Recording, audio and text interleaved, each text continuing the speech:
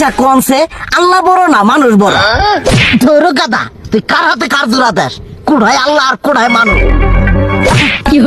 যেটা কবার কইছে ওইটা কন। আল্লাহ বড় না মানুষ বড়? আল্লাহই তো বড়। আল্লাহ বড়, তাহলে আল্লাহর কথা না হইনা মানুষের কথা শুনেন কে? তুই কি কইতাছস? কি আর আল্লাহর কথা মানে না মানুষের কথা মানে? হ্যাঁ, কি আর মানুষের কথা শুনেন তাই না?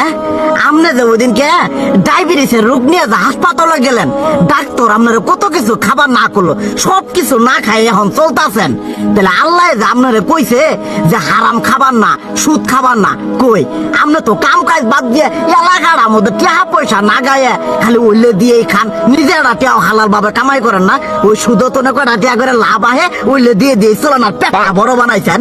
শুনেন একটা কথা কই, হারামের কোনোদিন আরাম নাই। হালাল পথে রুজি রোজগার করেন, প্রয়োজনে এড়া বেলা কম খায়েন, তাও শরীর পিণ্ডও ভালো থাকবো, কোনো রোগ বেদও হবো না, আরামও পাবেন, আল্লাহও খুশি থাকবো। তুই আমার এইভাবে বুঝাবি আগে কইলি না কে? আসলে এই বিষয়টা তো আমি কখনো মাথায় এইভাবে নেই যে আমাদের কখনো ডাক্তার নিষেধ করলে ঠিকই আমরা নিষেধ মানি, কিন্তু উপর আল্লাহ যে কত কিছু নিষেধ করে দিয়ে সেটা মানি না। আর এই যে হারাম পথে টিয়া পয়সা কামাই করতেছেন, শরীরের মধ্যে দুনিয়া রোগ বেত হয়েছে, দেখা যাইতেছে যা টিয়া হারাম পথে কামাই করতেছেন তার তো বেশি টিয়া মনে করেন জ্বলে যাইতেছে গা বেশি। আজকের পর থেকে আমি আর এই হারাম সুদ খামো না, আমি হালাল পথে চলবো, হালাল টাকা পয়সা ইনকাম করবো। এতে করে যদি একবেলা কমও খাইতে হয় তবুও খামো, তবু আমি আর এই হারাম পথে চলবো না। আচ্ছা ঠিক আছে।